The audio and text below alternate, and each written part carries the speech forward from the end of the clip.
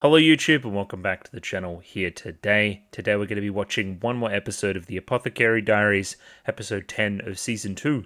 Looking very forward to finding out what the hell is going on this time in Apothecary Diaries. Again, preface, this is the last kind of video of my lighter week that I've been doing. Just one episode of everything, a little bit less content overall to help me catch up, because again, last week's video was quite late. And thank you for bearing with it. I feel... now that people are paying me, I feel a little bit more obligated to do a lot often, if you know what I mean. Because again, like, I don't know, if I paid money for something, I would want something pretty good out of it. So potentially to my detriment, sometimes I try to push for too much too quickly.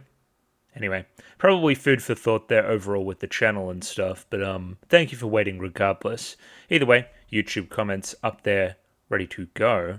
That one, I guess. Well, first off, we have a couple of comments from Highly Calm. I love how Anchi is not portrayed as the stereotypical perfect victim. She used her limited agency to strike back at the late Emperor in ways one usually doesn't expect from a victim in media.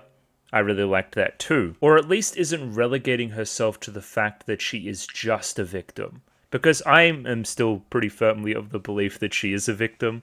That by, societal circumstance, family pressure, literally the Emperor considering, But I like that she doesn't dwell on it. She's moving on and becoming a different person based on that.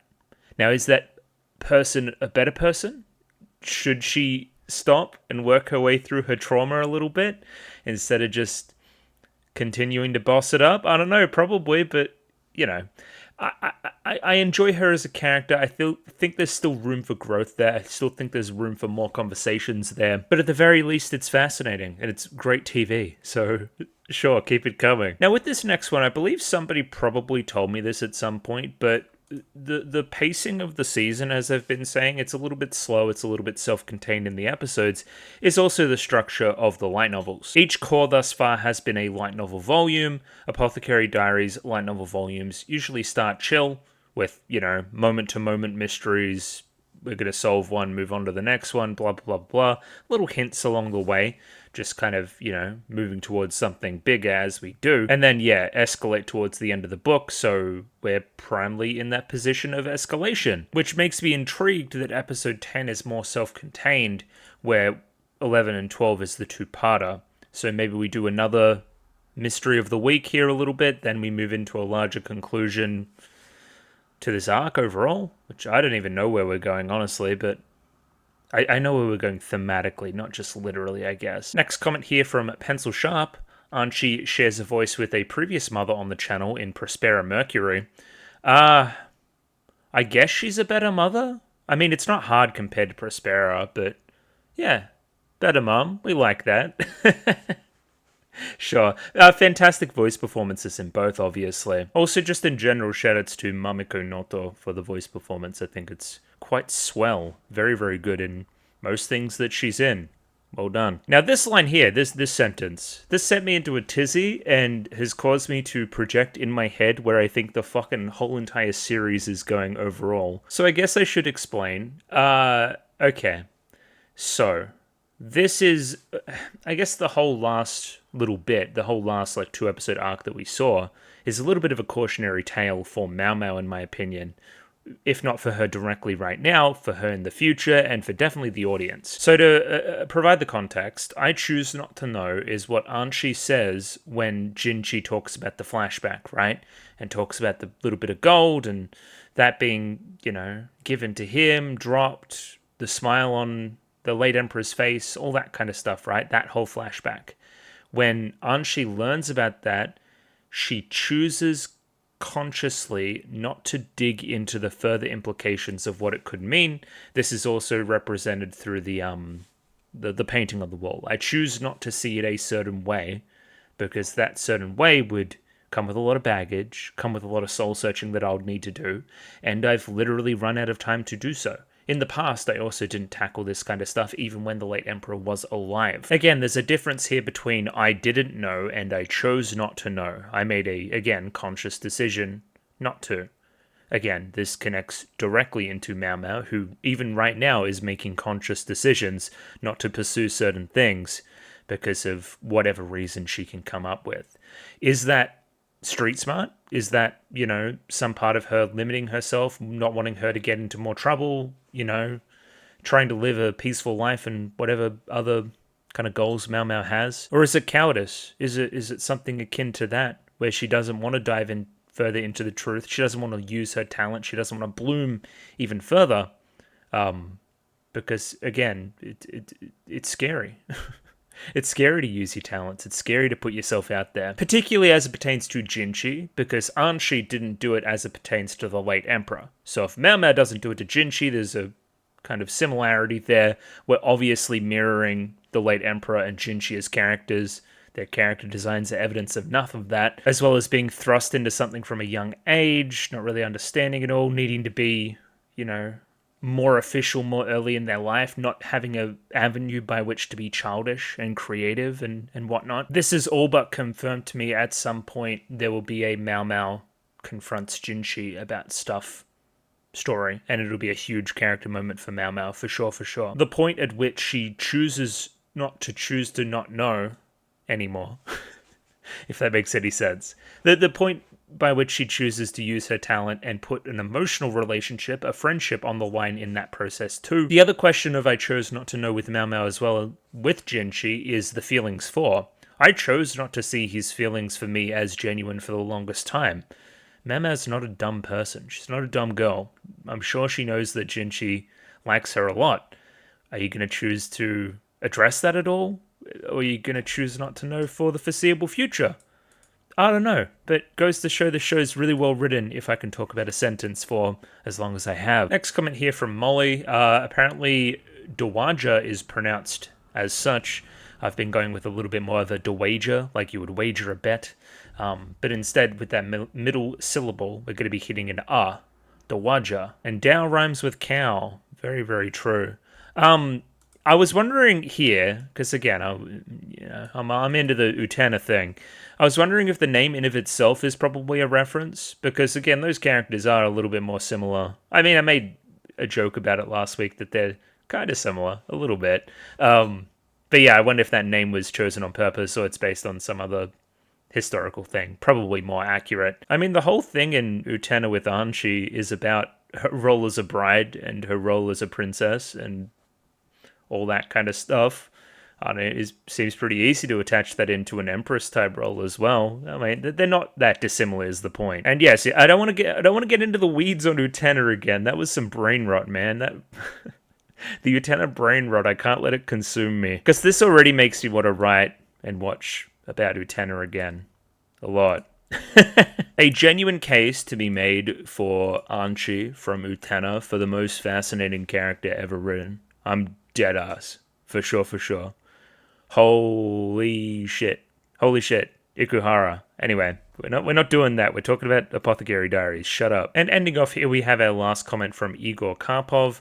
I don't want to come off as a PDF apologist. What's wrong with Adobe? But to me, the scene where the previous emperor had a panic attack from the mere touch of an adult, more or less, woman, just screams abuse from his mother most likely. Now we're reading into the subtext. I like this.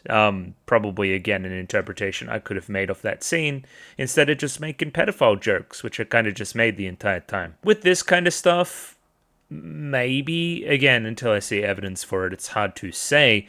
I could definitely see the implication of physical abuse, though, for sure. Again, you have this kid that's essentially the most powerful man in the country at a very, very young age.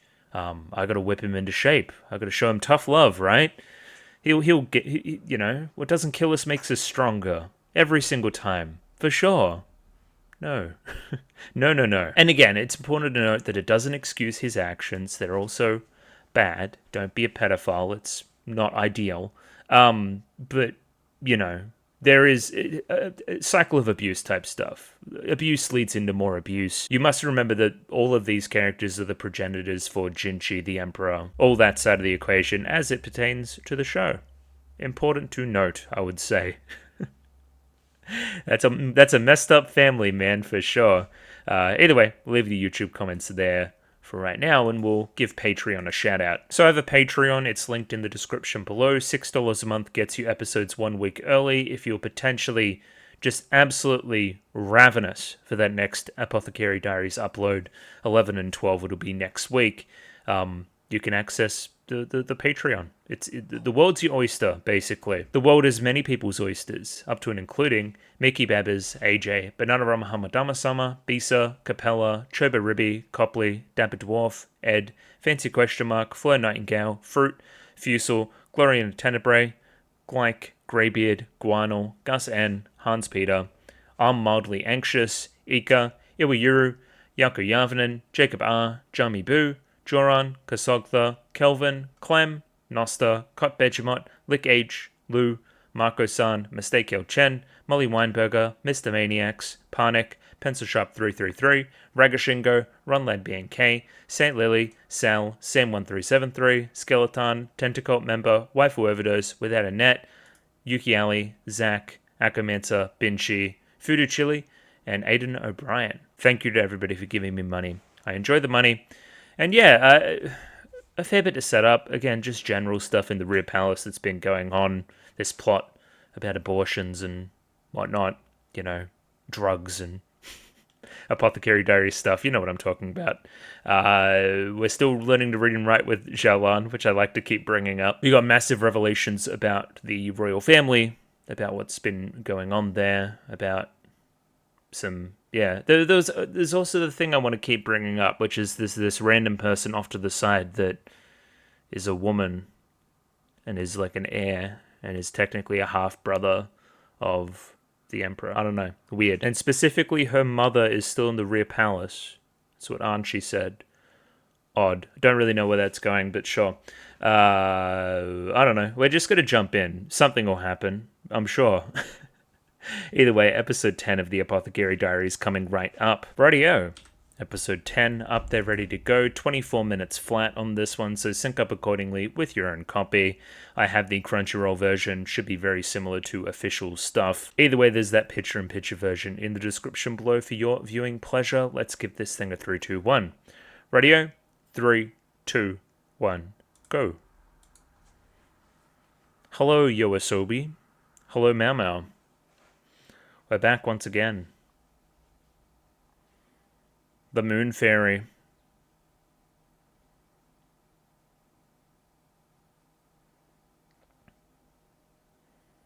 Are we in full disclosure mode? I saw that the title of this episode was a ghost story, but I guess I saw that in the preview last week anyway, so I guess it's not a spoiler. Those things are kind of ghostly. I think more it's a mysterious presence poisoning somebody in the Rear Palace or providing said knowledge to do so as well.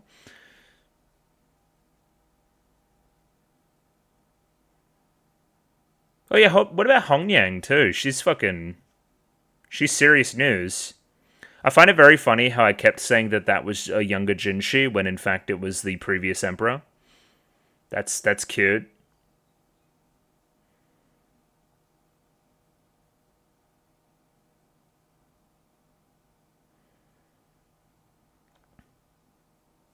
And yeah, I mean, all that makes sense now too. The little bit of gold, the Jinchi flashback there.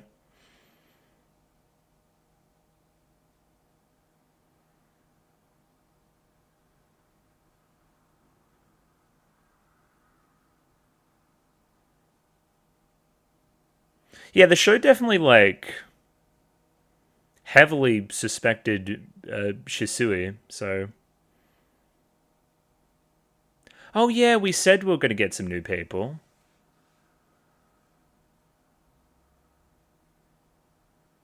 Huh? Triplets? Triplets trumps twins. I'll tell you that right now.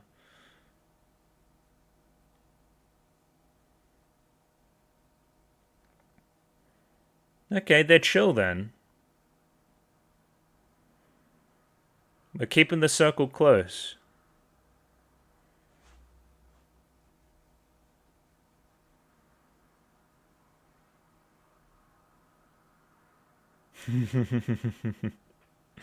No?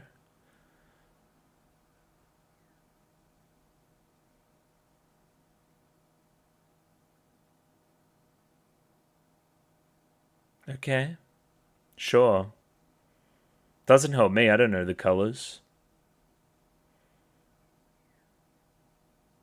Haku, Koku, and Seki? Something like that. My room's the storeroom. Oh, okay. uh...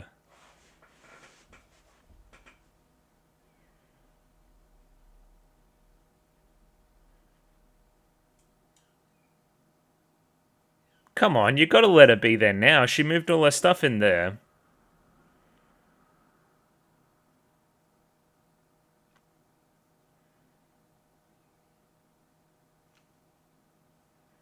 Mum's home. Damn. They're like, do I really want to be here? Mau Mau's nest.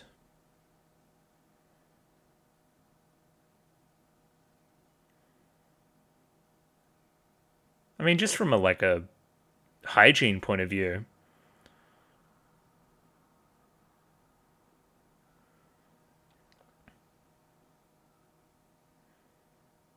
That's nice.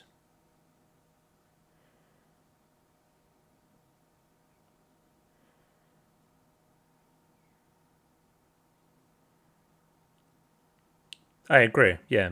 This was the premise.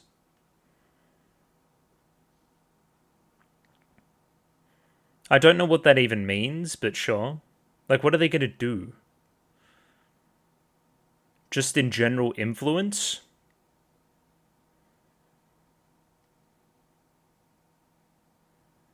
She likes it.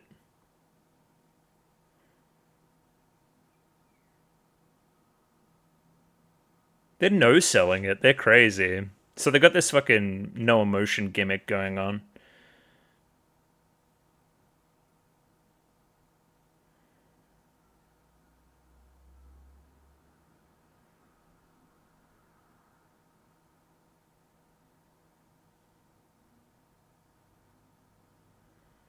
Come on, be nice, Mau Mau. Be social.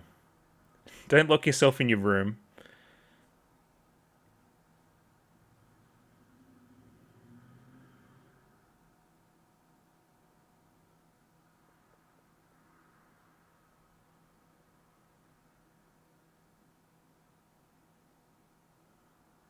Tonight?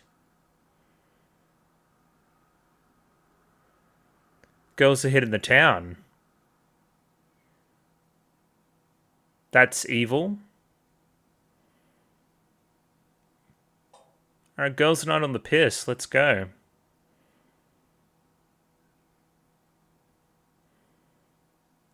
I don't trust you. Oh, north side again. Okay, lock in. Some kind of ghost story. Ooh, like a ghost. Me when I get out of the shower. Is that anything? I don't... Anyway.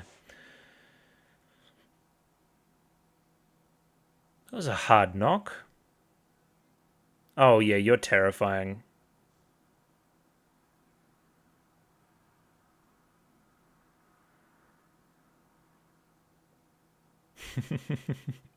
The candle. Huh.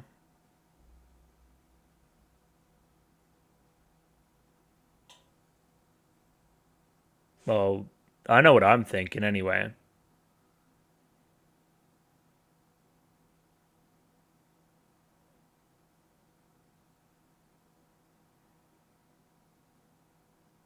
Oh, yeah, seems chill.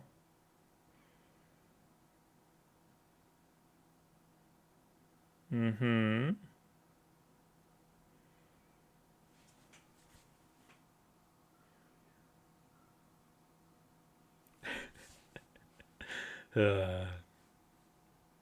What are the stories? Ooh. Ghost stories.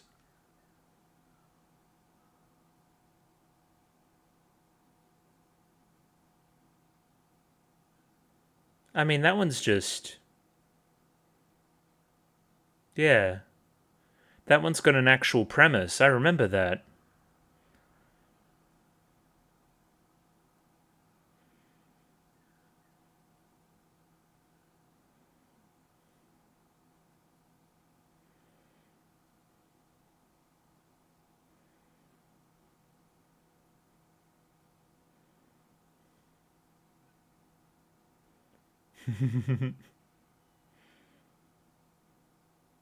Mau Mau, you gotta get into it. Come on. It does sound kind of familiar. She hates it.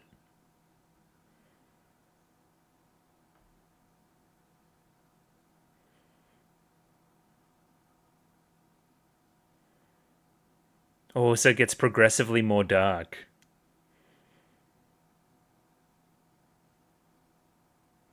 Well, what do you have then, Mau Mau? You're gonna tell a story here at some point.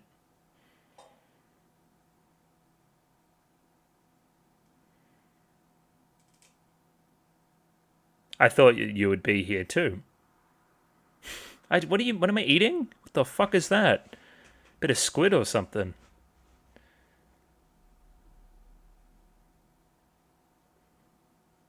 Okay, at least I won't have heard it before.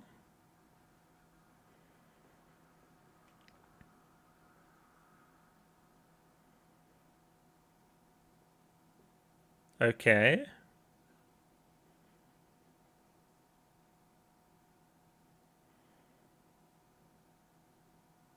This again sounds familiar.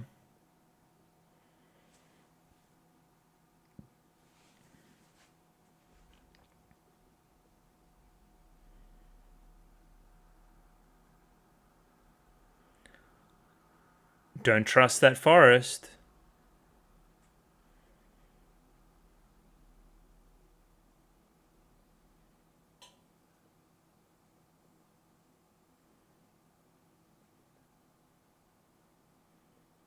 That's the true horror.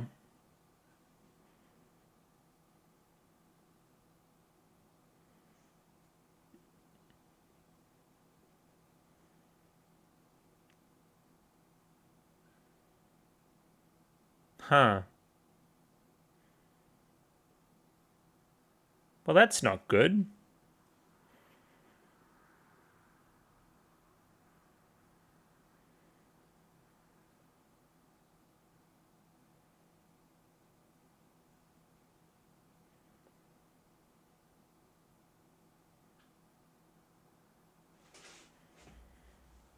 Well, what was the light?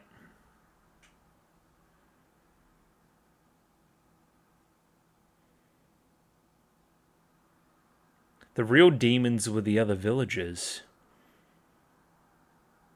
The monster truly was a man after all. Okay, so maybe I figured it out.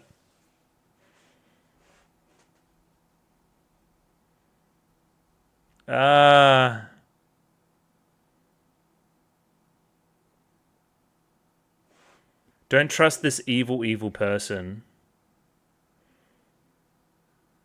The mastermind. Ooh.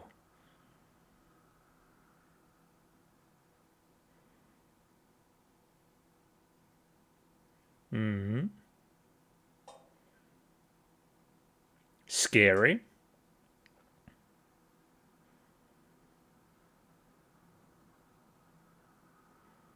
Appeared. Sus. Sure. What the fuck is this?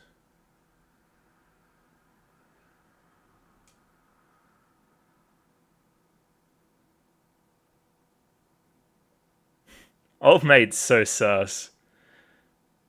He's like, I hate that.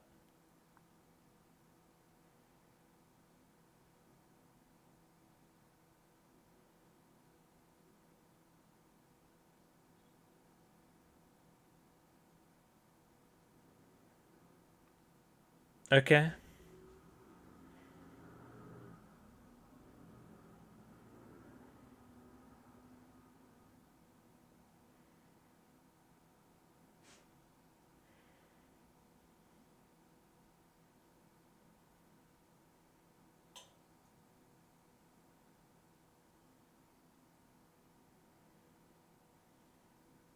Um...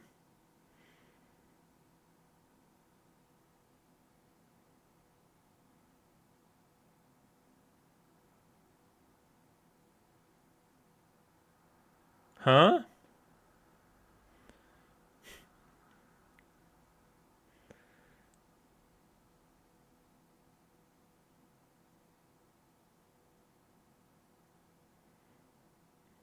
I mean, I can just go.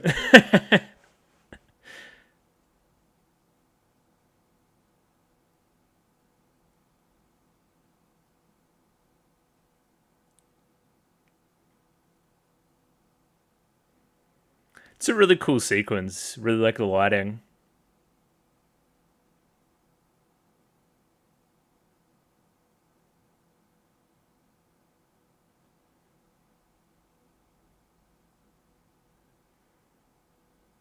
Dude, the monk clutched up.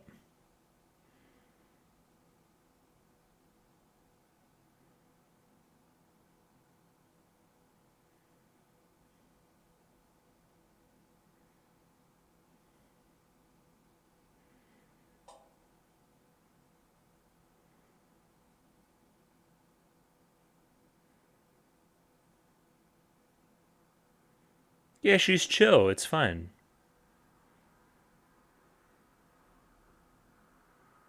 I don't know. A lot of people in the show look very similar. What are you trying to imply?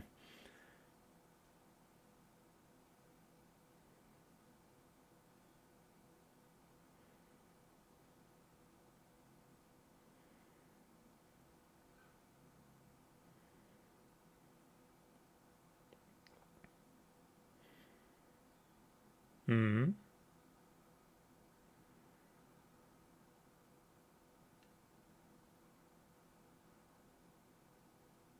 Oh.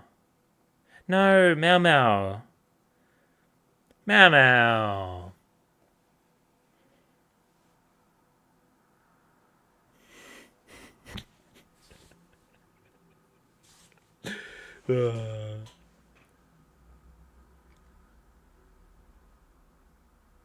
Fantastic. Very Meow Meow. Now you give me something scary now. Maybe from your old town? That'd be a connection.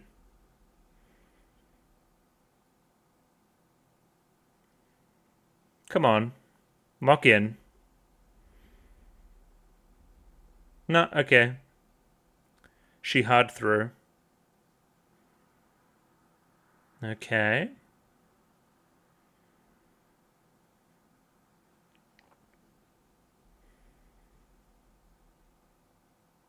Ooh. Okay.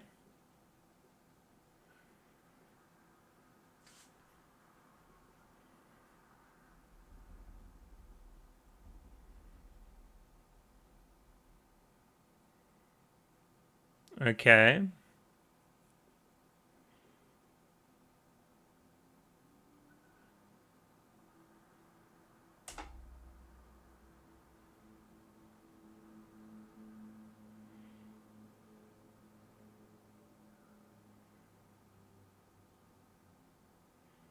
That's a horror story, true. Who was that girl?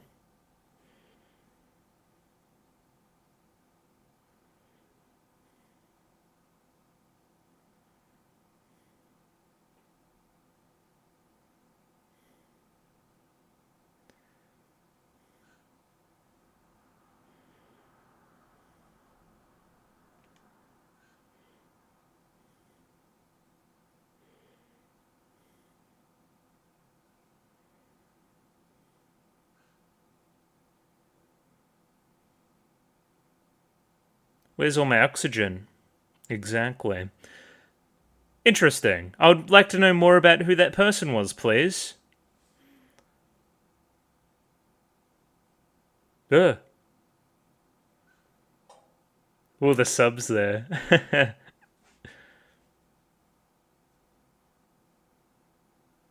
Yeah. We must remember Mao Mao's not working with the same information we are, right?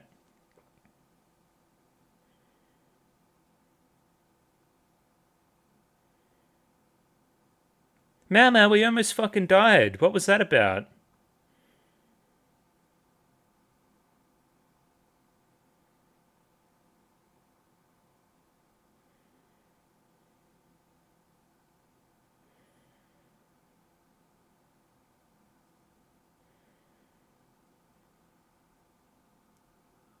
We did grab a bunch of mushrooms.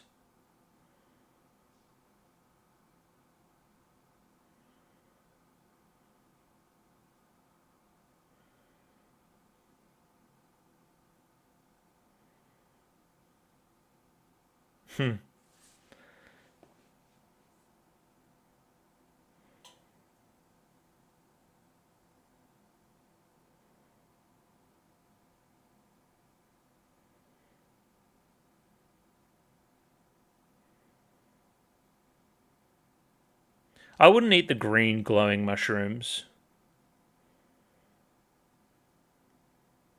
Mm-hmm. I'm not eating anything that glows in the dark. Oh, much like the torch from Memo's story.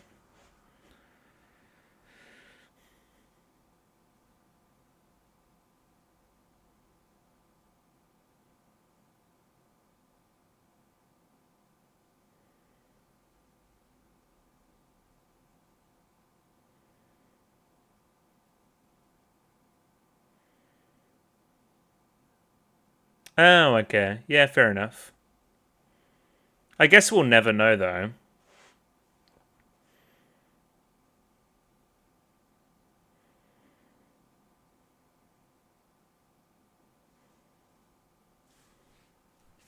Still a bit scary.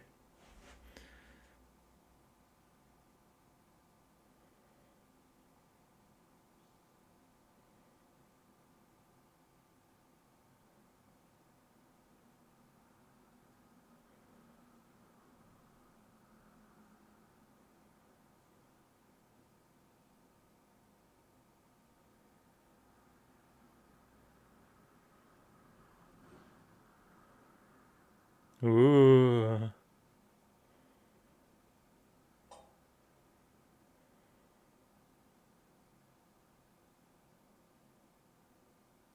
I know.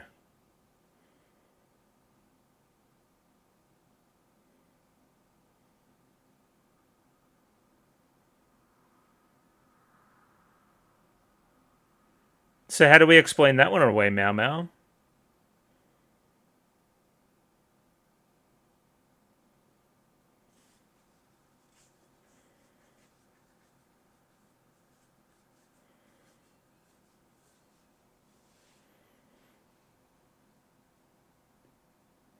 Correct.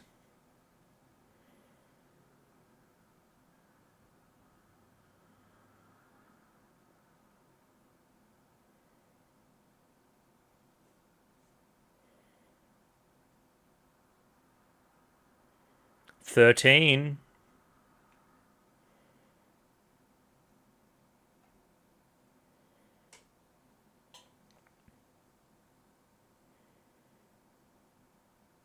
Ooh. Okay. I thought we were going to do something like that too. Hey, yo. It's not that kind of show. Nope. Okay, she ended up following through on it. That's good. At least you're not sleeping in the shed. We'll take that. Okay. The urn.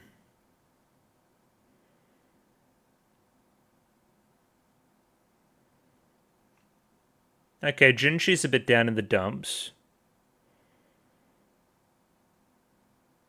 The moonlight.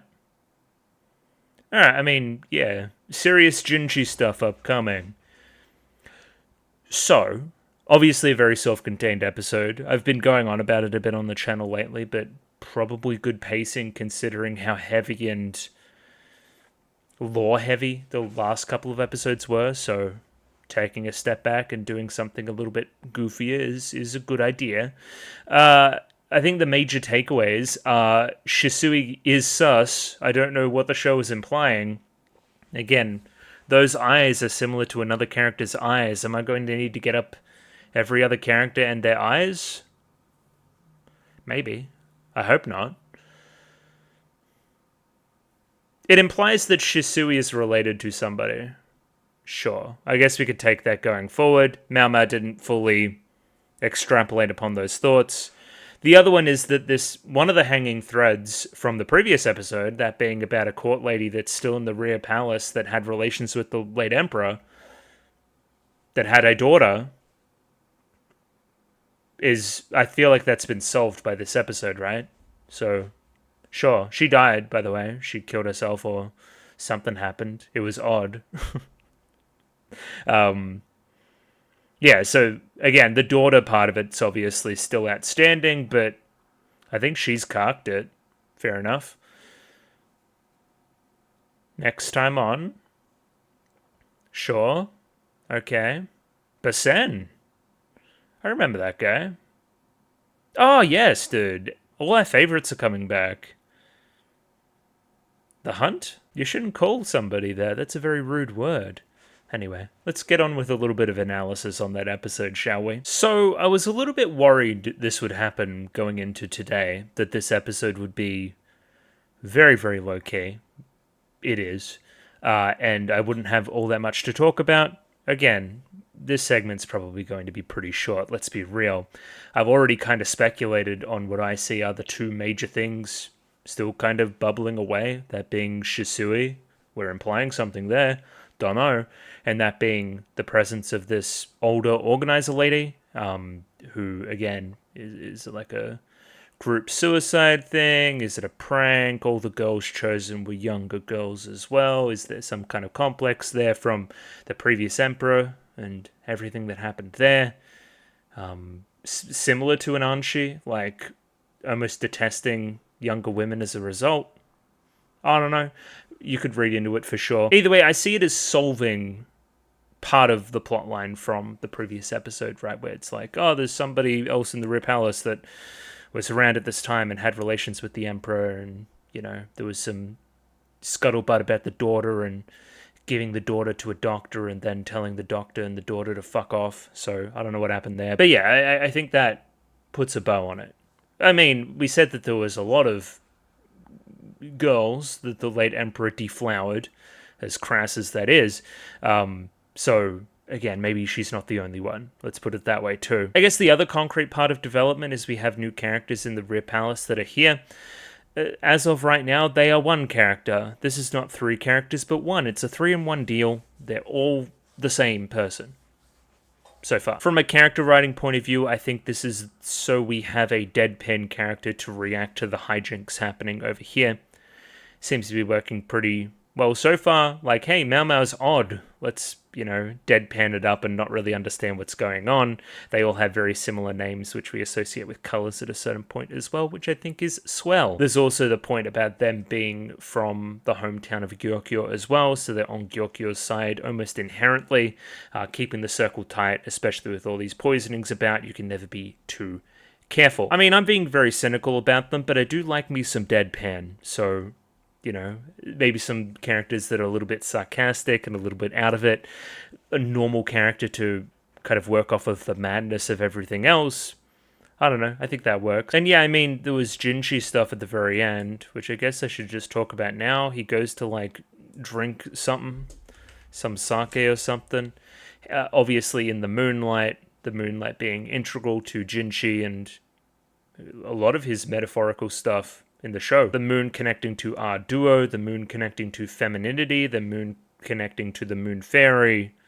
Lots of stuff going on there with Jinchi, for sure. I feel like I can only be myself in the moonlight, in the confines of my own home. I can't be myself anywhere else.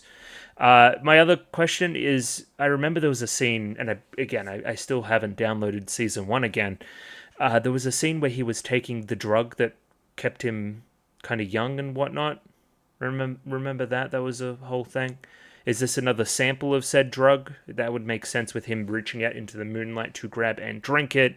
We're probably going to attack this stuff next week in an episode called The Hunt.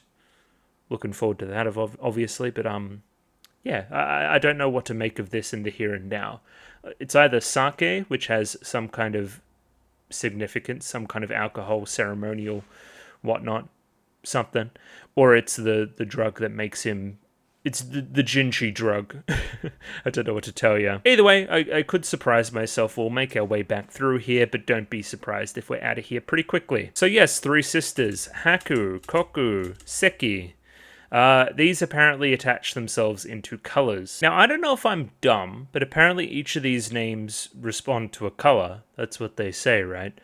I've seen some stuff about Haru being like a light gray, but then these other two don't make sense, IMO.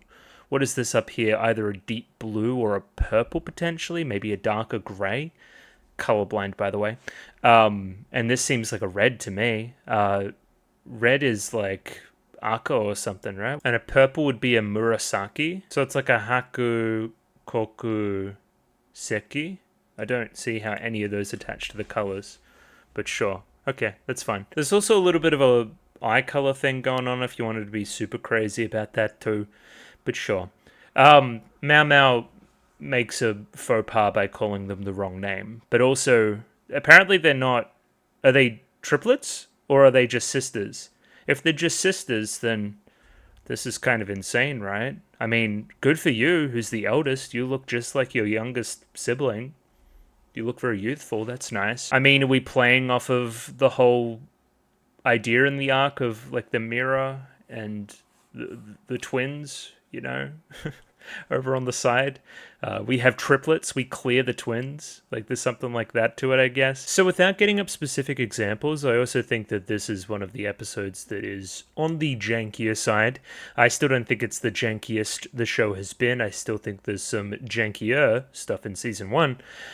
It's okay. We got to adjust ourselves away from, I guess, like, okay, you can't have your cake and eat it too, I guess. You can't have a show that genuinely is putting out close on 50 episodes in a year and a half, even maybe a little bit more there, anyway, and expect every episode to be Kyoto Animation level quality, right? Madhouse level quality. It's just not going to happen. There's a reason why Frieren, the second season, isn't out yet, and this is, even though they aired at the same time.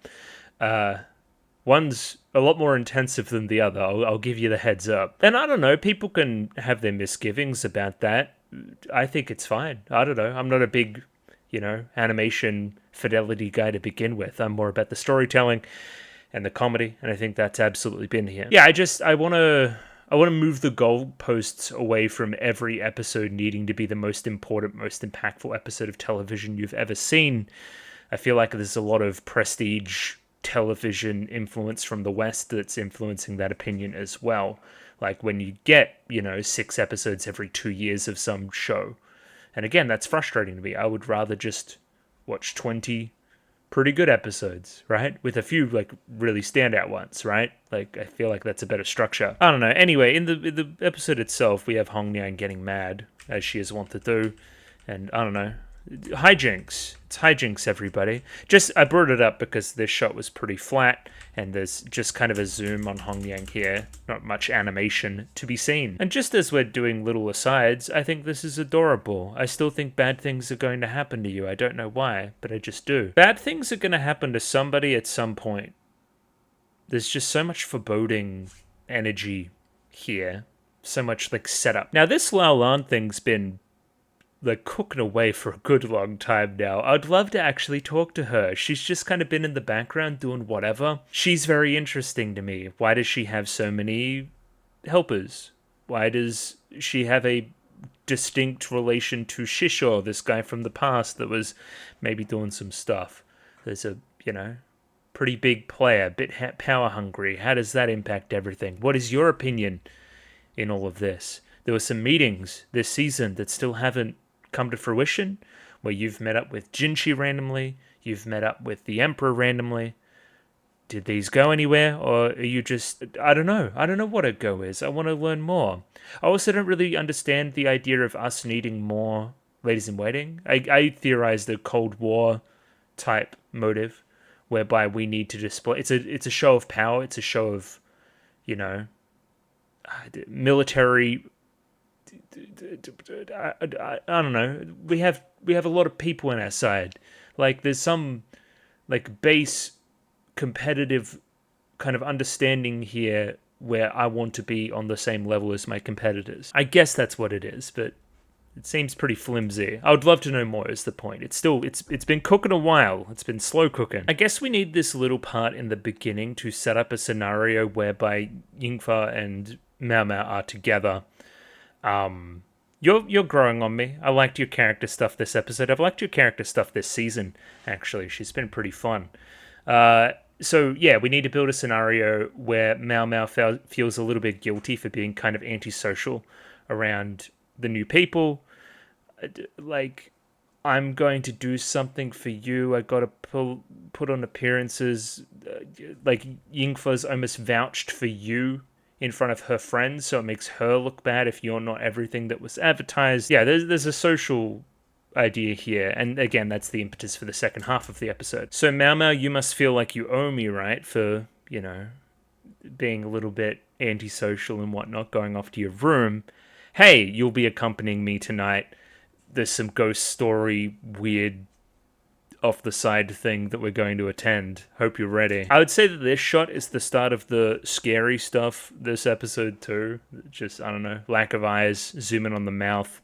Sinister looking image. It's also very notably a full moon. Oh my god, look at it all. It's all coming together. Accompanied by this next shot when we actually make our way to the premises of this lady, not seeing her eyes until a little bit later too. Just textbook scary stuff. Textbook like horror. I don't know, we put like towels on our heads or something. It's giving me like hiding under the sheets with a torch, telling scary stories at like camp or something. So what we have to do as well is get rid of our lamp and take in a candle. I don't really know what the significance is there. I feel like the room would be bereft of oxygen either way, which is ultimately part of her plan. Mao Mao notes here that she's pretty but quite old for a court lady. This is when I started to suspect it was the person mentioned previous episode. I still think it is, even though we don't have concrete confirmation. Getting a good look at her, yeah, I feel like this would match up age-wise pretty well with Archie. I feel like that would make sense. It feels like she's almost haunting this room in the same way that the ghost of the late emperor was haunting his. Like, it's barely been touched. We're still left stagnated in these old places, left to just wither away, not ever moving on. There's that whole theme to it too, which I like. It feels like you've been here ever since what happened with you and the Emperor. Here's the other trick of the scene. I'll just talk about it now. 1, 2, 3, 4, 5, 6, 7, 8, 9, 10, 11, 12. There's only 12 of them. What do you mean 13 stories? Huh. We were going to be the 13th story. Ooh. Crazy stuff, huh? Mao Mao's good for this. She'll just note the inconsistencies straight away. Again, 13 tails. There's only 12 of us. That's weird. Why is the room so closed off in, like, the summer? Or on, like a hot day? That doesn't make any sense. Or, like, a hot night. You know what I mean? We're not cold. If anything, we're sweating. Weird. Why would we close up the place? So this is what I mean when I say this segment's going to be pretty short. I do not have much to say about these stories at all. I feel like they're all pretty self-explanatory. There's one thing I really like that I'll bring up now because I'm thinking about it, is when we have this story here, there's a grey filter put over the top. It's told very seriously, you know. Seems pretty tragic. Seems to be a real kind of downer vibe about the ending, that kind of thing.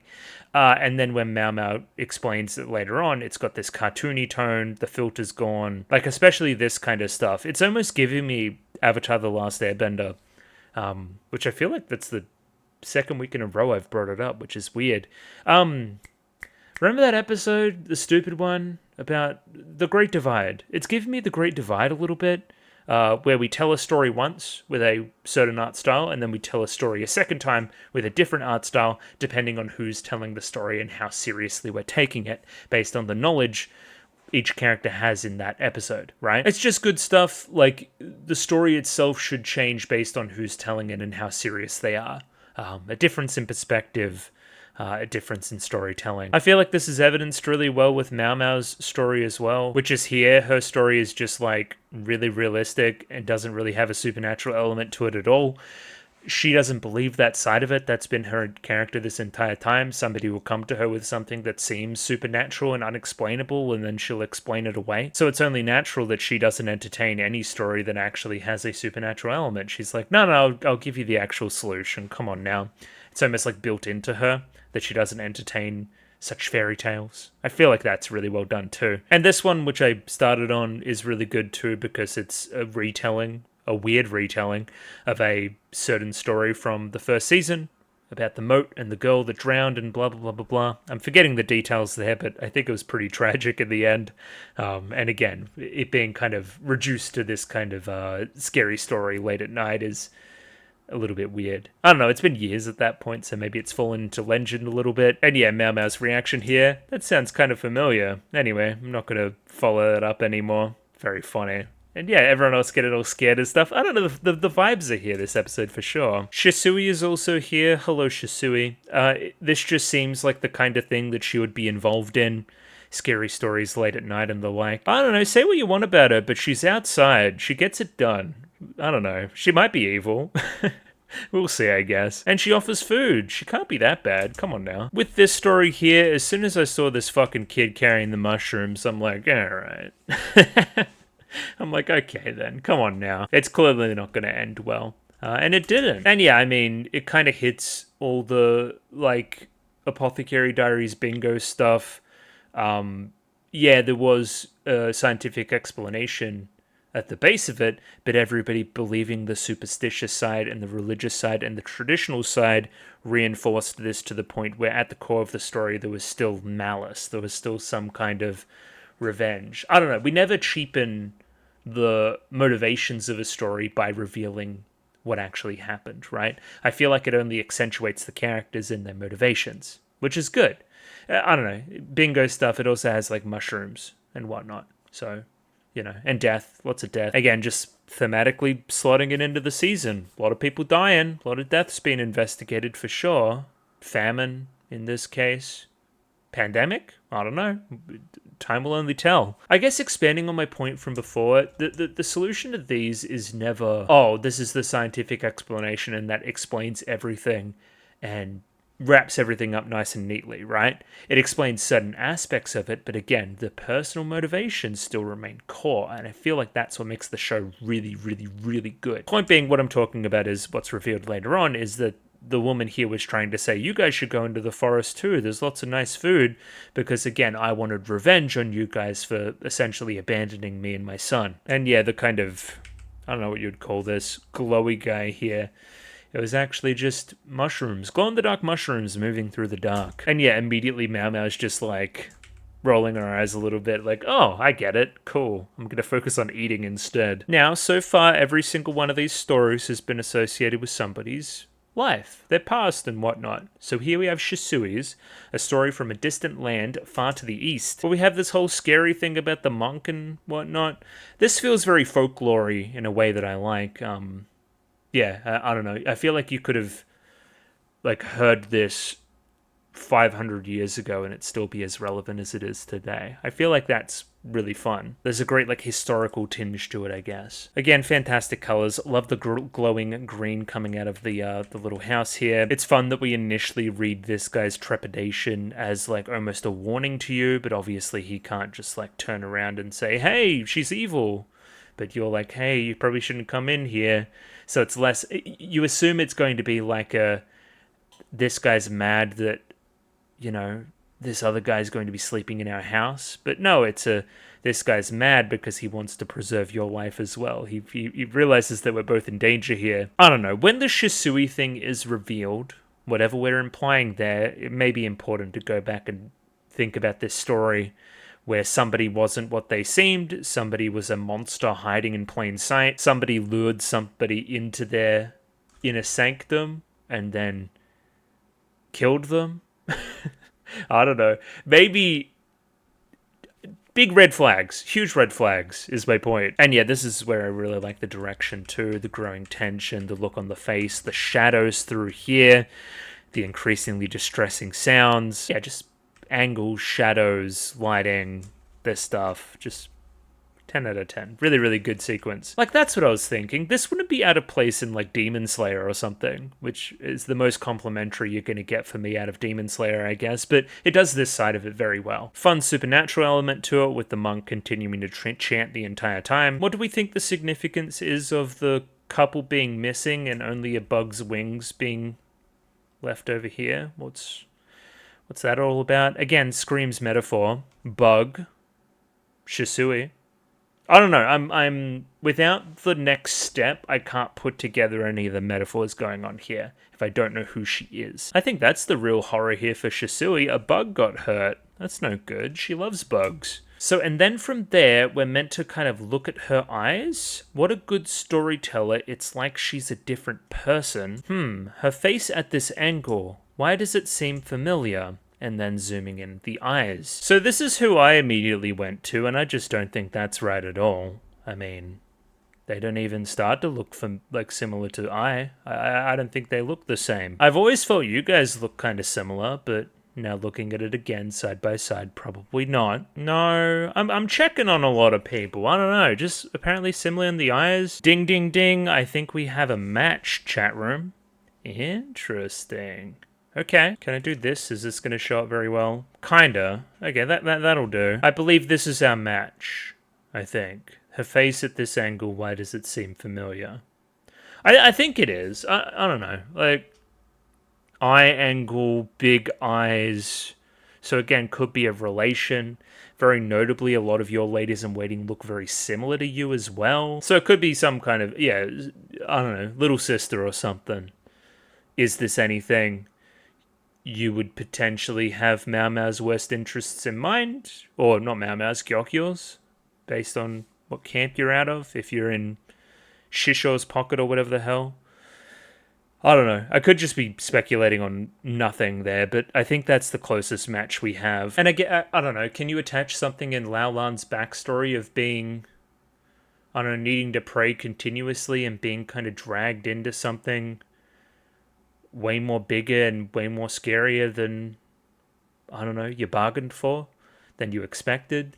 Kinda, but you can kind of say that for any character. So, I don't know, maybe I'm just wishful thinking my way into thinking that this is a thing. I mean, notably in the past, I've thought that Lao Lan's large eyes were a mirror to Mao Mao, and now I've already said that Shisui is a mirror to Mao Mao, so I don't know. Big eyes on character designs, I guess. Either way, back to the actual plot.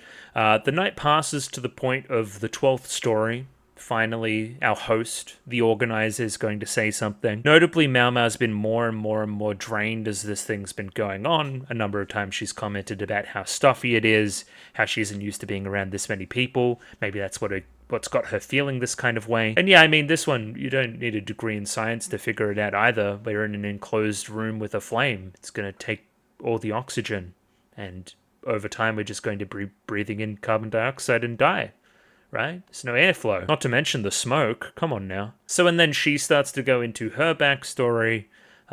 This was during the previous emperor's reign. Back then, the rear palace was always growing, constantly adding new sections. For what reason? The empress, she wanted to find more girls who would fit the late emperor's taste. This general theme here of being replaced, new things, blah, blah, blah, blah. I see that attaching in very nicely into this stuff. The late emperor chose the youngest girls, deflowering them one after the other. The girls spent their days in the rear palace, barred from ever leaving. One of these girls became pregnant. She petitioned the late emperor, but she was never allowed to leave the rear palace. She was me! Oh, scary. Right before her death, she said, "You're all next." So obviously, again, very scornful, wanting to take out the thing that happened to her on a bunch of younger ladies as well. I think that's the implied thing of bringing all these people in and wanting to do this thing. So apparently this is something that goes on semi-regularly, but the old organizer died. This is the new organizer. I think that this is the first time that she's chosen to execute on this plan on her first time actually doing it as well. I think that's the implication. That or the old organizer is also you, and she died last year and you're actually a ghost. I don't know. We're playing in fast and loose with that territory. I don't think ultimately it matters too much. Either way, Mao Mao springs into action, gets some fresh air, and helps all the girls inside that are unconscious. Look at them. They're fucking really struggling. Even Shisui here. Oh my god. So that court lady as well. Is she like... Did we find her again? Did she die? Was she a ghost? Because if so, she just tried to murder 12 people. Like murder-suicide type stuff. Like, is she gonna... Are we gonna lock her up, or was it a ghost, or... I don't know, man. Largely confused. I like how curious Shisui is. She's always asking Mao Mao her thoughts and the solutions to things and whatnot. I don't know, genuinely do feel like kindred spirits in a lot of ways. And Mao Mao is happy to oblige, and again explains the whole story about the, you know, mushrooms and the glowing mushrooms and the whatnot. And again, I've already talked about the art style change based on who's telling the story with what information and what reaction they're trying to elicit. Mao Mao's very logical. She's not a great storyteller. She's just, you know, black and white, you know? Therefore, her retelling isn't quite as dramatic. And again, as I've said, attaching it back into the character motivations, even in the small little stories we have here, is always appreciated. A very notable line here from Yingfa is, oh, now I know the solution, it's not that scary. I bet all the stories have backgrounds like that. Yeah, guess what? You're in that kind of show, buddy. Everything stops becoming scary once you know a little bit more about the truth behind it. Sometimes. Yeah, and we're having fun with it here. Well, who knows? Who knows if that's the case? Okay, upon rereading this makes a little bit more sense. I believe that you actually exist, and the previous organizer also actually exists. There's just a lot of people that had relations with the late emperor as children. There would be older ladies now. Yeah. So just because we have one character that had relations with the late emperor and organized this event without any issue in the rear palace for a long time, doesn't mean that a new lady that had relations with the late emperor wouldn't then act on whatever motivation she had. So if anything, this proves that potentially this isn't the person from episode 9 that was discussed, that had a baby with the previous emperor. But yeah, I mean, what it's meant to do is also, oh, ghost. I mean, if anything in this show, we don't let ghosts happen. That's not our thing. I don't know. She kind of thinks about it for a bit, Mao Mao, and then kind of closes her eyes and says, well, the world is full of things I can't fully understand. And then, yeah, the kicker, the 13th tale was going to be us.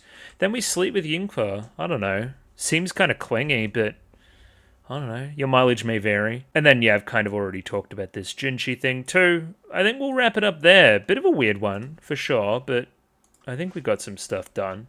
I don't know what to make of that at all. I don't know what to make of any of this. I'm guessing it has some further significance later on. I don't know, we're gonna see. Either way, thanks for watching. I'll catch you guys next week. 2 episodes, finishing that arc. Please look forward to it. And I'll see you then. Goodbye.